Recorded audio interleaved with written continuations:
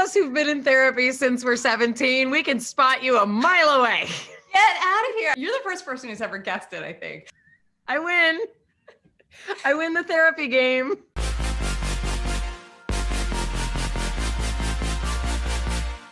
Hey, this is Kara, and you're watching Really Famous, where you get to know your favorite celebrities on a really intimate level. Because, you know, I was a therapist. So today you're going to get to know Mayim Bialik. Mayim opens up about her struggles with anxiety, depression, and OCD, and you will really get to know her. If you want to tap that like button, that would be amazing, and drop a comment below about what you really like most about Mayim. How are you holding up emotionally? I know you have you have all your YouTube videos and you have a lot of things. You have a lot of outlets which are good for your mental health. Yeah. I mean, I don't really consider that, honestly, you know, my outlet. It's an outlet for certain things, but Okay. you know, for me as a person who's, you know, been very vocal about living with mental health challenges really my whole life, and as someone who you know, worked in the field of neuropsychiatry as part of my thesis. Right. And I'm actually starting a podcast called Bialik Breakdown, where I can say, welcome to my breakdown, where we're going to be breaking down, you know, myths, misconceptions, and, you know, a lot of fallacies about the way we think about mental health. And as a mom of two kids, like, my concern is also, how are they doing? And how much can they tell that I'm not always doing well? And the answer is quite a bit. They know. You know, I grew up, and many of us grew up in a very different time where our parents tried to make us think that they had everything figured out, and therefore we should listen to everything they said because they had it all figured out. And while there are definitely things that adults do have figured out, and listening to parents is very important, what I realize now and learned as I became more of an adult and did more therapy myself is that my parents are just people who were older and still working their stuff out. But they parented at a time when that was the notion. Like, I'll tell you when you're hungry. I'll tell you when you're happy. I'll tell you when you're cold, put on a jacket.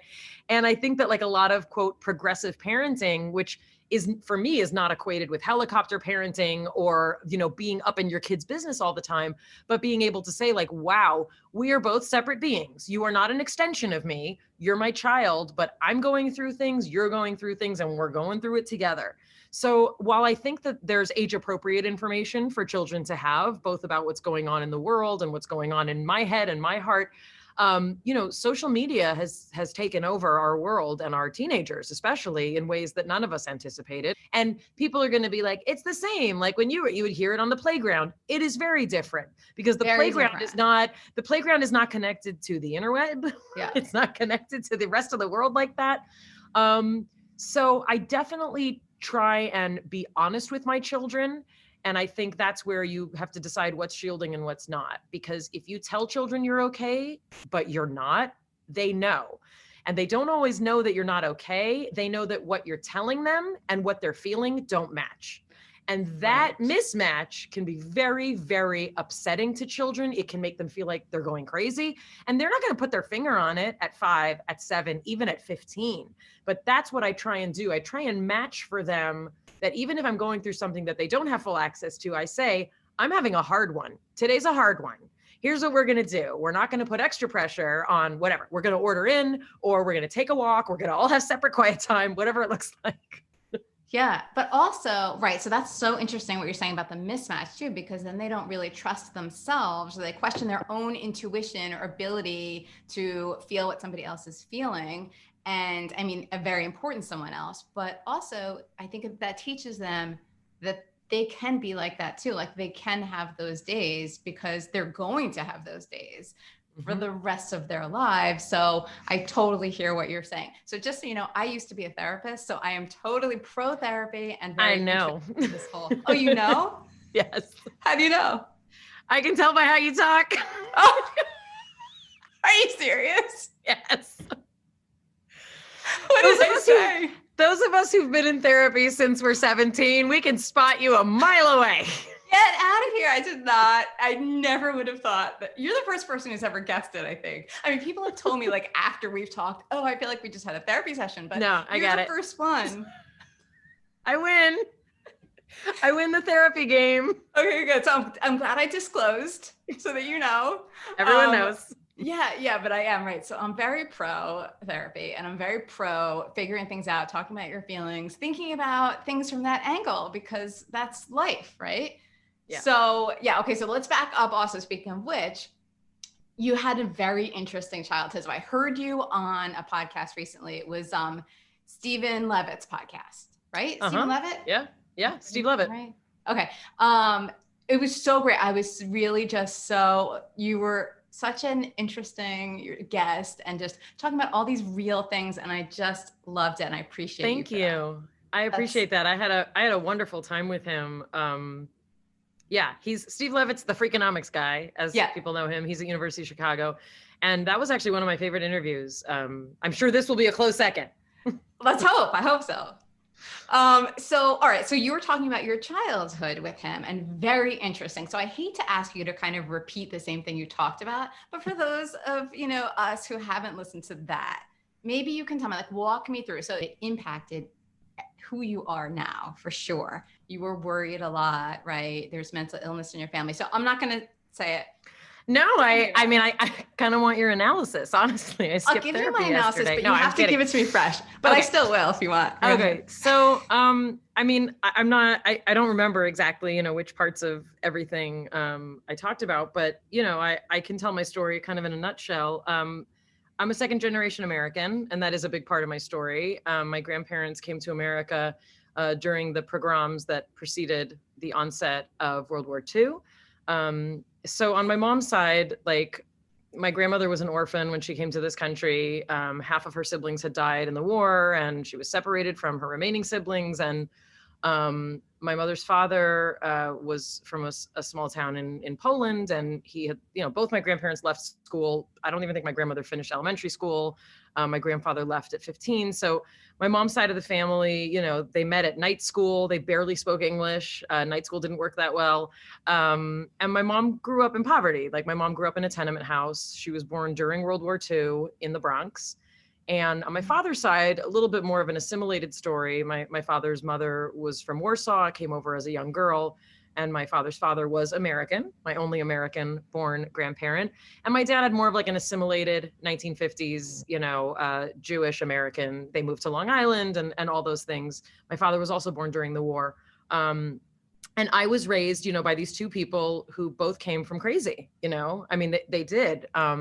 And there's mental illness on both sides of my family. And my parents got married very young. My mother was 18. She was not pregnant.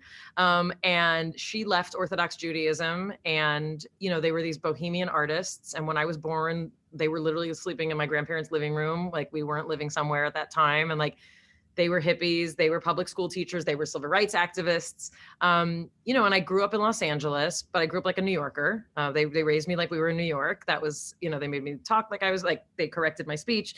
Wait, to have a New York accent, you mean? Yeah, I was corrected. Really? Yeah, I was corrected to speak like they speak.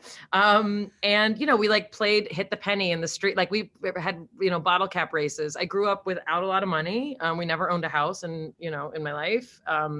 I grew up with one bathroom for 4 people, and there are people who have it a lot worse than I do. But where I grew up, that was unusual. I was part of the busing program, the magnet programs of the 70s and 80s, where they took kids like me who came from rented houses with one bathroom for the whole family. And, I went to school in places where they had many bathrooms and different cars and, wow. And I was a very, I was a quirky kid. I was definitely outgoing. I talked a lot. I was a problem solver. My nickname was Freud. I was the one in the family, like, making my parents' makeup and trying to make sure all the pieces, were in place. And my parents did the best they could. Absolutely. But I was a child that I was very, very anxious. I started experiencing more proper depression, I'd say probably in middle school. And, I'm a person with OCD, and I fall on the mild moderate, but certain things that are moderate are definitely more problematic. And I didn't know that's what it was. Like, a lot of kids have things they do. I just, as I got older, and as doctors kept saying, like, why are you so this? Why are you, do you have a number? I said, of course I have a number. Who doesn't have a number? I got to touch things that number of times. And the doctor was like, very interesting. Oh, Let me ask you some more questions. Wait, so you didn't know then, like, it just didn't feel I mean, of course it was uncomfortable, but it wasn't that level of like, you weren't worried about worrying, or were you? No, I didn't know. It was just normal. I mean, I think like, and that's what's sort of, both beautiful and disturbing about being a child. Like, what you grow up in is absolutely normal. Like, it's normal. So like the things that we do, the things that any of us do, those are the things to bind anxiety. And some houses are more anxious than others. And I definitely grew up in a house with a lot of uncertainty, a lot of anxiety, financial insecurity. My dad was a frustrated artist. He was a public school teacher. So was my mom. Like, there was a lot. There was a lot. And there was a lot for me to be anxious about. And, in families like mine, like the Holocaust looms large. It really does. It's like, it's a big part of, I grew up speaking Yiddish. Like, my grandparents never really spoke English very well. I mean, they got by, but, I grew up in talk about it a lot. They talked about like, my grandmother would not talk about it. Your parents would. My parents and it was just like, it was known. Yeah. You'd hear like bits and pieces. And I've actually learned more from my great aunt, who's the last living member of that side of my family. I've learned about more aunts that I had that I never knew, who died, and like just people I never knew, because my grandmother, she could not talk about it when I tried to get her to. I mean, she was one of those women who was always crying. She never recovered. And there are amazing people who come through what she came through and have a new lease on life, and they're very religious and excited. And that just wasn't my family's story. So it was just this like sadness that, was always with her. And a lot of tension. There's a lot of tension on both sides of my family. And look, nobody talks about feelings. Like, it's not really a surprise, like no one talked about feelings. It just wasn't what we did, it wasn't what my parents did in their childhoods, and there wasn't time for that, But you are so like that now. That's a lot of therapy. That's a lot. I mean, that's a lot of therapy. It's a lot of work. It's a lot of writing, and it's literally making my self-care, really my number one priority. It's what enables me to be a parent. I mean, I have to do it for my kids. I don't love going to therapy. I mean, well, most days I do, but I don't love having my week eaten up by all the self-care I have to do, but it's so that I can show up for my kids, and not be a wreck, Yeah. Especially right now. So yeah. Oh yeah. I mean, more than ever. So that's so interesting though. So then your nickname was Freud. So who named you that? I guess my parent, I mean, like they said, I was always solving problems. Like I was that problems, analyzing things, I guess, right? Yeah, of course. Big time. Well, you obviously that you've always done. That's just part of who you are, I think. Mm-hmm. And so then why did you start seeing a therapist then? Was it that middle school depression? No, I'm trying to think. No, it was, I wish that I had started seeing someone in middle school. No, it wasn't until I was almost out of high school that I actually got help. I think the average number of years it takes for someone to get help after onset of symptoms is like 11 years or something like that. It's forever, right? It's forever. Normal. So, I mean, there were things from very early that were signs that you didn't know to look for anything, And when I was a very late bloomer, and when I started getting my lady cycle, my moods started kind of ricocheting about, which is actually not, now that I know, like it's not unusual when you're first starting to have all that leveling out of hormones. But, for me, it felt really, really deep and really, really dark. And that's when I got help. I started having panic attacks, like proper panic attacks, not the kind of panic attacks, forgive me, that a lot of people talk about, like, OMG, I had a panic attack because he was late. And it's like, no, if you have panic disorder, you know that very specifically you think you need to go to the hospital because you're dying. It feels like a heart attack. It feels like a heart attack. It feels like so physiologically it feels like a heart attack. But at 16, 17, I didn't even know what heart attack felt like. I knew that I thought if I didn't go to a hospital that I was going to die in the street. Like that's what it feels like. So that was happening. So that's really when I first, went and proper got help. Got it. Okay. So that's so interesting. So then so you still have therapy today, but it helps you with different things. So do you feel like you figured Yes. yourself out? Like, you feel like you figured all that initial stuff out? I have not had a proper panic attack in many years, which is really wonderful, because part of panic attacks, which are different than anxiety attacks, is that the fear of having your next one is enough to set it off again. And that actually distinguishes it from it, right? That distinguishes it from anxiety attacks, which you can be like, oh my gosh, I don't want to have another one. Panic attack, like you can give yourself another one from being afraid you're going to have another one, like another day. So that has not happened in a long time. I first got not good help. I was turned over by my internist to a psychiatrist. And while psychiatrists are very good at what they do, what I needed was a talk therapist. And I didn't even know to ask for that. So, I definitely, I eventually, I like to say I've been in the right therapy since I was about 20. So it took a couple years of sort of, trying to figure it out.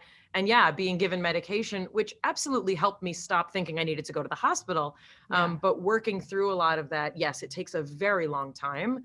And the kind of stuff, that I live with and have lived with and is in my DNA and in my epigenetic system, I really do believe I want to be processing really for my life. Like I'm a strong believer in psychotherapy, and there have been times in my life where I've done cognitive behavioral therapy for specific things or, specific behaviors and things. But I really do believe in talk therapy, and I'm very grateful that I can afford it. And it's actually one of the things that drives me most in working in mental health is the fact that it should be something everyone has access to and not just people who can afford it. And I'm sure you know a lot about that. Absolutely. It's so important for like practically everybody to have access. I think everyone at some point, and I'm not saying everyone needs to be in therapy forever, like I plan to be. But when you've experienced a death, the solution is not, you shouldn't feel what you're feeling, take this pill. The solution should be, what does grief look like? Let's talk through what grief looks like, what it feels like, and what you can do so that it doesn't become something that is so dark and dire that we might need, to use pharmaceutical intervention. I think in our culture, we're so uncomfortable with feelings that when people experience grief, for like when my father died, bless his memory, like, of course there were elements of depression, but it's called grief for a reason. It is the set of emotions, thoughts, and behaviors that allow us to process an enormously significant loss. Grief can become depression, but in its acute stages, it does not necessarily need a pill. And I remember when my father died, people were like, "You gonna take something?" I said, "No, I'm gonna grieve. Like, I'm surprised people even ask that, because that is you have to process it. I thought like people generally knew about grief, if not just life. No, grief I don't specifically, think so. You need to get through it, not, you can't go around it. Right. Over it. That's it. And I was like, it's right up here. I'm remembering, but I'm not. So super helpful. And a combination too is often what does the trick when it's something that, like you said, it's in your DNA. It's something you're going to be dealing with your whole entire life. Right. So so your podcast so it's taking a mental health angle. So what's the angle? The angle, well, the angle is, it's me. No, the angle is, well, that's a good angle. It's definitely a good one to go with. No, the angle is, and I should mention, it's bialicbreakdown.com is our website. And I signed up for notifications already. Oh, great. So Thank you. Can too, and they'll be just like, great. Thank you. The angle is that, there are a lot of resources, and we all know the websites and the places, that people go and the places we're told to go, but many people don't even know why they need help or if they need help. And so what I'm trying to do is literally break down some of the basic diagnoses. I can't tell you how many people don't even know that they're anxious, and they're describing all these things and why am I feeling this? And why is this happening? And it's like, look what's going on in the world. There are many different feelings that are going to come up, and some of those feelings get translated into physiological things that happen in our bodies. So the idea is to sort of break down basics surrounding mental health, not so that we can diagnose you and give you a pill or tell you what pill to ask your doctor for, but to also be able to take a more holistic approach, literally to say, what's the whole picture? What are the things that contribute to mental health problems that many of us are never told about? And even things like diet, like meditation, like massage, like exercise, like things that we're not told to go to first. And in addition to, we're often just told now, here's the pill, or you'll figure it out, it'll get better, call a therapist. That's not working for so many people. So the idea is also to build this breakdown site into hopefully a reference point where people can learn more about the individual things we talk about, and also start to build a community of help and support. Okay, so it's beyond a podcast that you're really developing a whole community. That's my hope. The only reason I would ever consider going into politics would be for mental health advocacy and for legislation to increase resources and support. Because I believe that it's a human right to be educated about your mental health, so that you can have access to the resources you need. It should not be, something just for the elite. And it shouldn't be something that only certain people get to know about. We all deserve to know what trauma is. And, much as I appreciate, again, kind of like OCD and panic attacks and PTSD, people throw these terms around. What do they really mean? Where is it significant? And when do you really need to ask for help? Trauma is a significant aspect of many people's lives. And we've only really started talking about it out in the open in the last 5-10 years. Trauma is a real thing. And trauma doesn't happen overnight, except when it does. And usually trauma gets triggered later from earlier things. Like, that's a whole thing, but that's your human right, to get to know all those parts of yourself. Well, you really know your stuff, I must say. You are I know you got a PhD in, what is it, molecular biology? Nope, neuroscience. No. Neuroscience. Yep. Sorry. I know you have your PhD in that, but it seems to me like you're quite educated and knowledgeable. I absolutely paid attention in therapy and continue to. And also, I've used the services of organizations like NAMI, the National Alliance on Mental Illness, to help me through situations and help me through situations with family members. So I've also, learned from the kind of support that they give. Yeah. So, okay. So for somebody who's so like a finger on the pulse and understands it and analytical and ups and downs and all of that, how on earth do you deal with Hollywood and like the ups and downs of the entertainment business? I guess not as well as I could and better than I used to. I think that, both having 12 years in academia and living in that kind of world, and, valuing mental health and self-care over anything gives a tremendous amount of perspective for the work that I do. I know that I'm not curing cancer, as a comedian, but, I also, we all have our talents and our gifts and the things that people encourage us to be part of. And, I kept leaving acting and it kept, pulling me back in. So, there's aspects to having an understanding of the psychology of people that is helpful no matter what you do. It's helpful as a parent. True. Yeah. Yeah. And like knowing yourself is the best way to, I think be successful. And I don't mean in terms of finances or, working your way up the corporate ladder, successful in terms of interacting with humans. Like that's what we're here to do. We're not here to win Emmy Awards, and we're not here to, have that written on your, your gravestone. Like we're here to interact with humans, because that's what we do as humans. So for me, like that just makes me more patient, more tolerant, more compassionate of other people, my understanding of people's limitations. And I believe that hurt people hurt. So, I get hurt a lot, and usually it's by people who have been hurt, and that gives me a sense of compassion and also, kind of perspective. Okay, that's interesting. So most of the people who've hurt you have been hurt. Tell me about that. I know that's such a therapist thing to say. I'm sorry.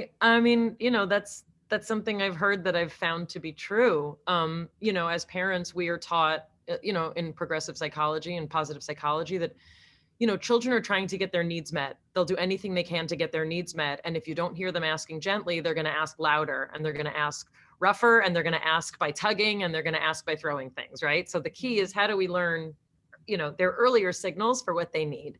And I think the same is true of adults. I really do. We're all trying to get our needs met. And people who have had a rougher go at kind of building that scaffold, of their security, their confidence, that's where things can go awry. And that's what we carry on to all of our relationships. And I think we see it when we say, like, I don't want to be like my parents. And then we find ourselves being like our parents. And there are many ways that I'm happy to be like my parents. And there are a lot of ways that I've had to work really hard to do it differently. And that doesn't mean that I don't appreciate what they did. My mother's always like, why does it always have to be that you blame me? But the fact that I became a vegan doesn't mean that it was wrong that she fed me meat and dairy. Sure. It means that I get to make my own way, and I get to live literally my own life. And I think in my family, and in particular ethnic families in particular, and immigrant families, you do get a lot of enmeshing.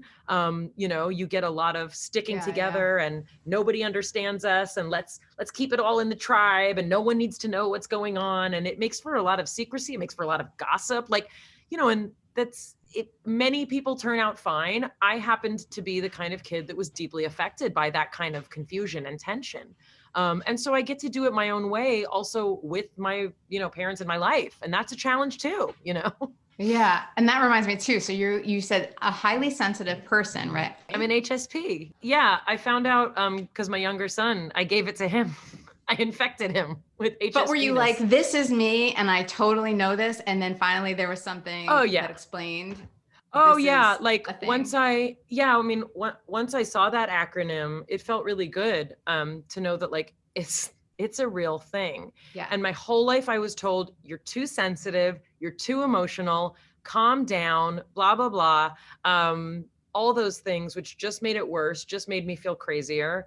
I was in a significant car accident 8 years ago. And after that, a tremendous amount of literally trauma stuff surfaced.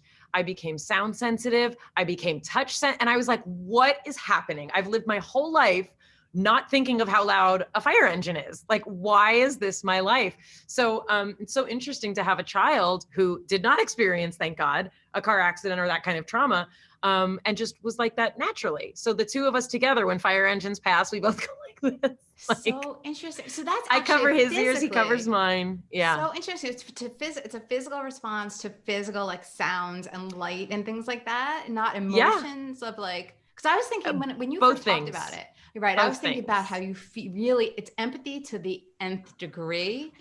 With me, it is everything to the nth degree. Like that's how a lot of people describe me. Like all the feelings at 100, and I'm really grateful I found other friends like that. I have a friend, Abby, who's like this. And like when we became close friends, really just in the last, 5 or 10 years, like we were so happy to find each other, but it's a lot. It's a lot of emotional information with us, like all the feelings, so many feelings, like crying when we're happy, crying when we're sad. When you put us together, it's like all the time. And you obviously shouldn't marry someone like that or, hang out with someone like that too much because it's a lot. But yeah, that's what it's like. And, I've had people tell me that, I hear things differently, meaning I hear what they really think. Like people have admitted to me, partners, boyfriends have said, I didn't want you to know that that's what I was saying, but you figured it out. I just hear it. Like I hear with my heart is how I say it. It's very strange. Right. It's a superpower. That is interesting. But I think that, I don't know if that's connected to that or if it's just you really being in tune with. To me, it feels like, well, I appreciate that. To me, it feels like a deep, deep connection to emotional content, whether it's coming in, whether I'm putting it out, it's a deep connection and it's an emotional attachment also to physical things that occur in my environment. Yeah, like I said, I hope it's a superpower. Yeah, I would think, right. So it could be a gift and a curse, right? It could be both things, but a lot. But one with the other. So is that interesting for your friend for you to see what you are like on the other side? I mean, you probably see it more with her, I would imagine, than your son, right? Yeah. I mean, it's different because when you're parenting, you are tasked with, helping someone else regulate it. and kids can get overwhelmed by those feelings because they haven't named them yet. They don't know what they are. And I remember the first time that Fred felt fluttery in his chest, and he literally described it. He had zero idea what was happening. He's like, it feels like something's building. What's building in my chest? Why does it feel like that? And it was so interesting, and also like a wonderful point to be able to say like, hey, I get it, And I remember that night when I was tucking him in, he was like, I'm so glad you're like me. Cause like you understand. And I was like, oh, and my ex-husband, we have a really beautiful relationship. We work very hard at it. He's not necessarily like that, which you can't have two people who are like that, but it's so sweet that like I can hold those things in a different way, and and he can hold different things. And even though we don't live in the same house, like we're still co-parenting, these people, like we're their parents. So it's really cool that he'll say like, oh, this child, he's just all the feelings. And I'm like, I know. But I bet he's also like, yeah, I know about this. This is nothing new for me. Oh yeah. And like Fred, my little one, he's more of like, when he gets angry, like, it, he will throw something. And like, that's me, like I was a thrower. And my ex-husband's like, I don't understand. Just don't throw things when you're mad. And I said, if it were that easy, like, but I get it, I really get it. And that's also, that's why apparently we have children, is because we're not done growing, we're not done growing. And that's what I get to say to my kids. Like, I've never parented you today. I've never known you when you're this days old. And when I'm this age, like here's our first day, here's our first day doing this day. And I think that it's so important to realize that you're always going to be growing, and not only to realize it, but to accept it and want it and celebrate it, because I think it's the day that you stop doing that really problems can start. On a bigger level, because we're always evolving, we're always learning, and there's always new information coming in. But I think the problem is like, no one told me that. Like when I was a kid, I thought, boy, life is hard, and I'm very moody, and I like reading French, existential philosophy. And one day I'll stop feeling so conflicted, and I'll find the man who I will spend the rest of my life with, and everything will be great.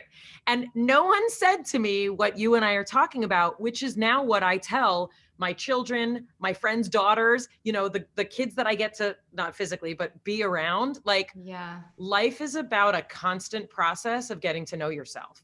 And you will get to points where you feel more resolved, more confident, more loved, more loving, more beautiful, less crazy. But ultimately, I'm a big kid. I am a gigantic kid who's stuck in a 44-year-old body today, and I'll be 45, and then I'll be 45 and figuring it out. But when I hear women like, when I was 55 is when I really got to know myself, I'm like, what? Yes. I don't know. I want to know now so that I stop having nightmares sometimes, and I stop worrying and like, why are my knees saggy? Who wanted saggy knees? Like, what? Yeah, this is called life. And like, it's good to hear women who are 55 or 75 and telling you about when they were 55 was when they started to get it, right? Because then it shows you, those are like role models for you to see that, oh, so it's not about like, I am who I am and I'm going to be perfect and complete once I get the man. So like, how did that evolve for you? That whole fairy tale thing? That's like, it's really smashing the pictures, like smashing the pictures of what you thought your life should look like. And, I'm very grateful. My parents were together for 53 years until my father passed. And, I was taught that there's only one way to love, and that's it. You find that person at a high school party, you see them across the room, you get married, you move in together. After you get married, you don't have sex with anyone else, and then you're married for 53 years. And like, that's not what my life looked like. And that's not what a lot of people's lives look like. And but you expected that though? Of course, you wanted 1,000,000%. Oh, my brother married his high school sweetheart. Like, I was, to this day, like when my mother hears, like, oh, a friend's mom, just lost her husband. And she's like, oh, how long were they together? And I was like, oh, like 60. She's like, that's true love. And I was like, what? What does that even mean? What does that mean? Well, also, what does that mean? But what I think she means is that like, that's the image that many of us are sold. That's what we're told, and especially as women. Yeah, I'm picturing that commercial. Have you seen that commercial? I feel like it was like 5 or 10 years ago even. There's this couple strolling through like Central Park or something, and then it's a young couple, and then they pass an old couple holding hands. And it was like, that's the ultimate. And it's sort of like what you're saying, like that just is another societal message. 100%. And I think also, especially for women, like, you know, we all live in the patriarchy, whether you call it that or not, whether you like it or not, we all do live in a society that was structured around women being taken into their husband's home, taking his name, being part of that collective property. And of course, that's not what it literally looks like now, but that stuff takes a long time to unwind. You know, it takes a long time for us to be like, oh, wait a second. I don't have to just live in the house and make babies. But when I leave the house, I kind of miss them because I gave birth to them. Yeah. But also, like, how do you do both? Why not do both? Why won't they let me do, like, the confusion for women, I think gets very complicated. And men, men too. But yeah, I think that it was that notion of like, I'm a divorced person and that's my reality. And like, that's an opportunity for the serenity prayer, right? You change what you can. And my ex-husband and I, like, we've worked, you know, we've been divorced, gosh, I guess it's 8 years. You know, we have worked to become the kind of people who are friends raising children, you know? And of course I annoy him a lot of the time. And of course he annoys me, but like, that's okay. We don't have to live together anymore. Sure. Of course. I mean, that's not just okay. Yeah, that's great. Yeah, it's really elevated. Well, and we were literally like the first couple we knew to get divorced. And I have to tell you, the number of couples who have gotten to, like, just in my circle, it's astounding. And like since then, in the 8 years, you mean? Yeah. So why do you think that is? I have no idea what's going on. I mean, there's a lot of things, you know, I think that, I don't know. I mean, I've known several just during the quarantine. Like, it's rough out there. It's very rough out there. And, you know, also I live in LA. So I know this isn't true everywhere, you know, in the country or in the world, but definitely in LA, there's a lot. I think there's a lot of still gender confusion, meaning in terms of who does what, whose responsibilities are what, not gender confusion the other way. Like, in the, you know, no, I know what you mean. Where some of the old 50s notions are still being worked out. Correct. And I think, like, you know, much as we feel like, oh, the women's movement was so long ago, it wasn't that long ago. Like, when you take human history and you take the evolution of us, like from hunter-gatherer society to now, it's like barely happened. And so the thought that like in one generation or two generations, we're going to figure this out, that we went from my mother's generation. My mother said, I never even thought to keep my name, but she said, why would I give up my name? She's like, no one can find me in the world. I can't look anybody up on Facebook. Like, no one told us we could keep our name. And like, to go from that to women in our generation who are either like hyphenating or including or not taking a name and not feeling bad about it. Like, so many things also we have to catch up to so many other things. Like, the patriarchy does not unwind in 40 years, you know? Right. And these things take time and they're uncomfortable too. There's going to be a lot of, and not going to be, but there's still going to be a lot of struggle and a lot of pain. And it's really like change and growth can get ugly, but it's necessary because that's just the nature of the beast. Yeah. We break down before we build back up, you know? Right. And I think also, like, so many people don't, you know, we want the fix now. It's very Western of us. You know, we want the fix right now. We want it better right now. Like, oh, let's open up our marriage. That'll fix it. Let's have another baby. That'll fix it. And the fact is, the kind of growth that we do as humans who tend to not necessarily tend towards monogamy as a species, if you want to force yourself to be in one place with a dude as a woman, strap on your seatbelt, because he's likely not going to be the one to meet all of your girlfriend needs. That's not what that partnership's supposed to do. And also, you know, there are couples of women, like women couples and men couples, they have these struggles too. It's not just about genitalia, you know, it's about, it's like it takes a village, even in this way. And we're not talking about raising kids, but like, and it takes balance and tolerance, meaning you don't need to be with someone who's exactly like you, but the skills needed to navigate that is what a lot of us don't have, you know, and we're kind of like muddling through it together. That's interesting. So like I think you're right, but like how would we as a society give people skills like that? You know what I mean? Like, that's an interesting question, I guess. I mean, like, if you want me to use my like super creative brain, like Yeah, my yeah, creative please. mental health brain, yeah, I think that the kind of reasoning that you and I are talking about, I think should be part of our education from the time that we are in puberty, if not before. And we're seeing this with a lot of progressive children's books about feelings and you know, Sure. learning to talk in a different way and think in a different way and understand that people are different and people have different feelings. And I'm not just talking about like being a hippie and being like, books about trans people is the answer. Like, I'm not talking that specifically, although that may be the answer for some people.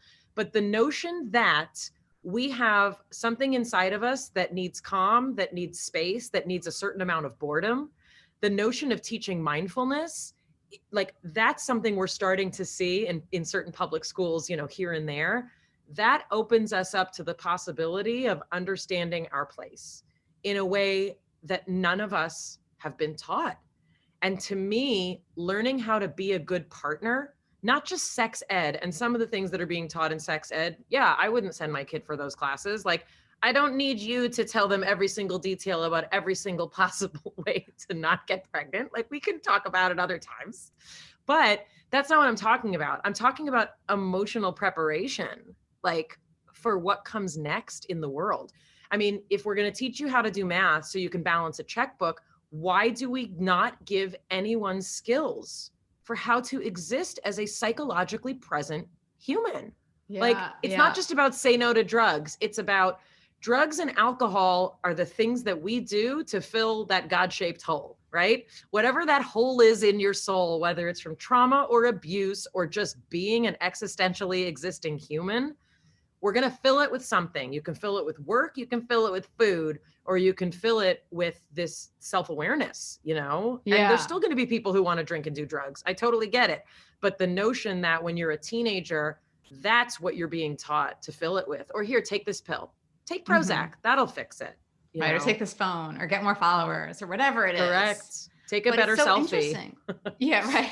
If you could only master the selfie, you're going to be mastering life, which of course is not. Just in case it sounds face value or whatever. Can you imagine though if everybody would, like, when we get kids at a young age and they're taught how to empathize and how to understand and listen to other people, and that would just change everything. I mean, maybe it wouldn't change everything. No, but I have to say that, a lot of the, and I do not have perfect children. Absolutely not. I would never claim that. I'm not a perfect parent. Well, nobody does. Not perfect children. No, nobody does. But what I will say is that, I was teased and ridiculed and called out for a lot of aspects of parenting choices that I made very consciously. And there are those among us who do believe that the way you conduct yourself in pregnancy, the way you prepare to have a baby, the way you give birth, meaning the mental state you're in, the way you set up the first 40 days of the new life of a child. People love to laugh at us hippies who don't let anyone in the house for 40 days and, do all these things where we put a sign on the door. Please respect this home. We just had a new little soul enter it. Please ask what you can do to be of service and leave in 20 minutes, right? I'm a lactation educator counselor. Many problems that I counsel women about regard their lack of self-care in the postpartum period, meaning doing what they think they should do, doing what they're having the mother-in-law come who's not supportive, and then wondering why they're getting breast infections and get, run down and all these things. So a lot of the things that we, attachment parents do are done because we do believe it facilitates a level of communication with our children that we hope will set them up for solid dependence and future independence. And people told me my kids would never walk. They'd never eat right because I kept breastfeeding them so long. They'll never want to be separate from you. And the things that we were told were absolutely right for our family. They may not be right for every family, but that's sort of the awareness that many of us choose to have about a lot of aspects of parenting. And it's not easy. And we do choose to homeschool partly because we want that connection with them that way. But the fact is, there are so many ways to parent, but every child deserves a present parent. Every child. They deserve a present caregiver. And that's why you decided to leave acting, right? You decided to get your PhD and be home because there's one, I'm just kind of repeating what I heard you say before. There's one chance. Well, Right. And then also, I did not continue with a postdoc after getting my doctorate because I chose to be home with my kids. I don't know if that's the right decision for every woman. Some women may want to go right back to work, and that's totally fine. But that doesn't mean that the child doesn't get a present caregiver, you know? And there have to be ways that we can still encourage parents to value being a parent. And I think especially a lot of women were taught you can do it all. I mean, that's what I was told. You can be a superwoman. You can work. You can have kids. You can work your way up the corporate ladder. And what a lot of women are realizing and writing incredible books about is that you cannot be in more places at once than you can be. And it's also okay to say, wow, there are many countries in the world, yes, Northern European countries in particular, that say we value parenting. We value it so much that we're going to give you a year paid leave, and we're going to give you your job back, and then your partner can take off when you go back to work. Like, there are countries that have prioritized that. Yeah. We are not those economies. We are not those populations. However, given the resources in this country, you would think we could come up with a way to allow more moms and dads to be able to say, this is an important job. Parenting is an important job. It doesn't mean you have to do it. If you want to go back to work, by all means, go back to work. But for the people who are torn, or the people who want to find a way to make it work, it's extremely difficult. And during the quarantine, so many of us are basically being told either have a job or school your children, because that's a decision every woman wanted to have to make. Right. Because it basically is impossible to do both, but it's not impossible. It's possible, but like it's possible, you can't do when there's perfectly. No. And the fact is, when people are like, well, you homeschool, how do you do this? We homeschool with one working parent, that's me, and one parent whose job is to be the homeschool parent.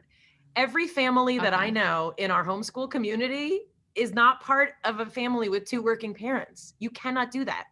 Homeschooling involves being physically available, emotionally, cognitively available. It doesn't mean setting them up on a Zoom and hoping it goes okay, because that will make everyone crazy. So what people are doing now is, you're right, it's impossible. What we're doing is we're all doing the best we can right now. Mm-hmm. And when I'm working and have my kids and I'm getting them set up on Zoom, I'm as crazy as you are.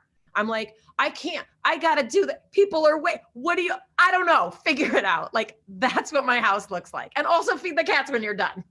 But that's life. That's family. That's what it is. That's just and we're all in it. We're all in it. Except for the 1%, we're all in it. You know, meaning like, except for the people who can pay to have tutors take care of their children. And God bless them if that's what fine. But for those of us who are in the trenches with our kids, we're all in it together. Absolutely. I feel like also, like, you're so fascinating to talk to, and your mind works so fast, and you think about things on such an interesting level. I love that. I wonder, like, I feel like you need friends like that too. Like, so have you very hard. Found friends like that, or no? I bet hard, right? Yeah, very hard. And this is one of the things that I actually just did a really fun project. Well, HP did a really cool project, the Dear Future Me campaign, where they had like 12-year-olds writing letters to themselves, and then 18-year-olds opening the letters they wrote when they were 12. Cool. And it's got me thinking a lot about, like, when I was 12, like, my fear was that no one was like me. And indeed, many people are not. But what I wish I had known at 12 was that, like, you'll find more people like you. And I did. It did take me really until college, really until I left. Hi, Kat.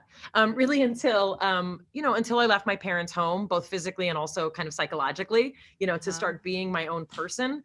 I'll be honest, the person that I, married, we were friends for 2 years, and we were together for 5 years, and we were married for almost 10. Like, he was one of the first people, when I found him and his group of friends, I was like, oh, there's people who listen to my music. They read my books. They have my sense of humor. That was a revelation. But, I met him when I was 20 years old, and that felt like a long time to wait. There've been a couple other people. That's young, I'm going to say. I'm going to say that's not that old. Okay, but we didn't stay married, so I don't know if that counts. Okay, right. No, but I have, there's two other men in my life who I feel, it's usually men. I'm a dude woman. Like, I like sports. I think drinking a beer and watching sports is really the solution to most problems. But yeah, there's a friend of mine, Emmanuel Shalev. He's actually who helped me start my YouTube channel, because he believed in me more than I believed in myself. And we worked together for years. He's the CEO of Aleph Beta, which is a Jewish educational website. And I have a current business partner who's my partner in many ways. And also like, I found that person who thinks like I do, talks like, and it's magical. And I really do feel like we actually met 10 years ago and kind of circled each other for 10 years, which is also a beautiful story. But yeah, it took, being almost 45 years old to be like, wow, that's a person who literally gets all those parts of me. And I have very, very close female friends. I will say that the women I can get close to have been in a lot of therapy, or have been in a lot of 12-step recovery, have a structure for living a life of ethical, honest, spiritually driven healing. Like that's just my people, that's interesting. But I'm definitely, I think they may have broke the cast with this one. That's nice. But they might have broken the cast, but there's still, like, right, you're saying there are some people who aren't the same, but who get you, who you get. And that's like a beautiful thing. But I know that it's hard to get to that place and to find them, but that's awesome that you have found them. Thank you. Yeah, it took time. It took time for sure. I cried a lot. I believe you. Well, you still cry though, right? Yes. Oh, I do. I'm a crier. Well, it's a necessary thing. You're so clear in how you describe everything. Like, I really have to give you credit too, because obviously you know what you're talking about, but to be able to say it in this way, communicate it so clearly so that people really hear what you're saying, understand it, and feel it. It's it's unusual. I think it's well, unique. And also I've told you enough about my family. I'm sure you could guess the reason that I'm like this is because every dinner was a debate. Every dinner was who can be heard and how do you get heard? The best way to get heard in my family is to be loud and to get to your point quickly. That's literally why I speak the way I do. And not to talk about feelings though. You can't let the feelings get in the conversation, you get to the feelings later. When you cry in your bed and you put yourself to sleep by crying, that's when you talk about feelings. Right. So again, it's gifts, right? Gift and curse, a little bit of both. It's all part of the package. Correct. So let me ask you, if you don't mind, just a couple of quick questions. We've gone on about an hour or so I don't want to keep you all day. I could easily, but I respect your time frame. Thank you. So what is one of the biggest lessons that you've learned as a parent? Oh, gosh. I know there are many. There are many. Like you're never done growing. Your children, I mean, they're my mirror. They're absolutely my mirror. Every time that I want to scream at them, be rough with them with my words or my hand, it's because they've triggered something in me, or I do not have enough resources to handle them. I'm never done growing. Okay. Biggest lesson or one lesson that you learned in Hollywood or entertainment? You're replaceable. We're disposable, My production company is called Sad Clown. Like, we're sad clowns, So interesting. Okay. One, like we talked about gift and curse. What's one gift and one curse of the Big Bang Theory? Wow. The gift is that it allowed me actually to be with my children. A sitcom schedule is very, very easy for family. That was amazing. I don't know, a curse. Straightening my hair for that many years, that many times a week damaged my hair, and it may never grow longish again. Wait, really? It stops about here. It won't grow anymore. It's really sad. That's not so. But now I have a tiny haircut and I love it. It's cute. So that's interesting. So that was from every day of straightening your hair on set? Yeah. And somebody was like, I straighten my hair every day and it's not like that. Well, you have better genetics than I do. My hair is done being straightened. Right. If we learn anything, we talked about anything, it's that everybody's different. Everybody's unique. I mean, I hate anecdotal, like people are like, well, that didn't happen to me, so it can't be happening to you. That's actually not how science works at all. Totally not. Okay. And one regret, one thing that you would do differently if you could roll back time. Like just in any time in my life? Yeah. Open-ended question. As a therapist would truly like to give you. It's hard, it would probably center around my dad. I said everything that I wanted to say. I really did. I was very clean when my father died. But I physically wasn't there, meaning I was with him. It was Passover, the Jewish holiday was starting, and I had to go home to prepare for the holiday so that I could come back and be with my mother for the holiday. And he died while I was gone. And, part of me wishes like I hadn't left, but the universe would have been different. Maybe I needed to leave for it to happen like that. So maybe that wasn't a good one, and also a depressing one. You know what? I should have drank more wine before I acquired an allergy to wine. I became allergic to wine past 40. Like itchy palms and hives just from wine. I know people are gonna be like, it's the sulfites. I don't like wine enough to figure out if it's the sulfites, but I should have drank more when it didn't give me like a hangover from half a glass and itchy palms. Well, there could be worse things to be allergic to, I think. I guess. So who do people think you are? What's the image people have if they're going to say, oh, I know Mayim Bialik, what would they say, do you think? Oh, people usually say that I'm serious, I'm weird, controversial, annoying. I think people think I'm annoying, which is fine. Like plenty of people think I'm annoying. But I think people think I'm much more like serious than I actually am. People assume that I'm very, very uptight. I actually have a vulgar sense of humor. I don't really talk about it publicly just because it's whatever. I leave that to like the Sarah Silvermans and the Amy Schumers. They can talk all about their hoo-hoos on stage. But I actually have a very vulgar sense of humor. I mean, I'm fine with I curse, I like sports, I grunt loudly when there's sports things happen. So interesting. Just this time I've spent with you, I wouldn't think any of those things that you mentioned. You know what I mean? Like all you have to do is look beyond whatever. I'm your favorite onion. Am I your favorite onion? Yes, you're my favorite onion, but we're all onions. But yes. You are quite a layered onion. And then the last question is, who are you really? Oh gosh. Like I'm Mayim Chaya. Like I'm my Hebrew name, is like my I feel like my truest identity. I'm the child of my parents. In Hebrew, we don't have last names. Last names were actually only used by Eastern European Jews starting like in, I think, the 1600s. You were always known as the child of your parents, and that's who I am. I'm the child that my parents named me on day 8. And I'm the child of Bryna Basha and Benjamin Yiddle, 2 first-generation Americans whose parents came here because it had to be better than what they left, and here we are. I have to thank you. You're so good at this. I kind of wish you were my therapist, but I hope my therapist doesn't hear this. I hope that you'll consider coming on and talking to me about the mental health category of your choosing, because you're also fascinating and so well-spoken and so interesting. And I would love to turn the tables and get to pick your brain. So I would be honored. It would be a privilege. I would love that.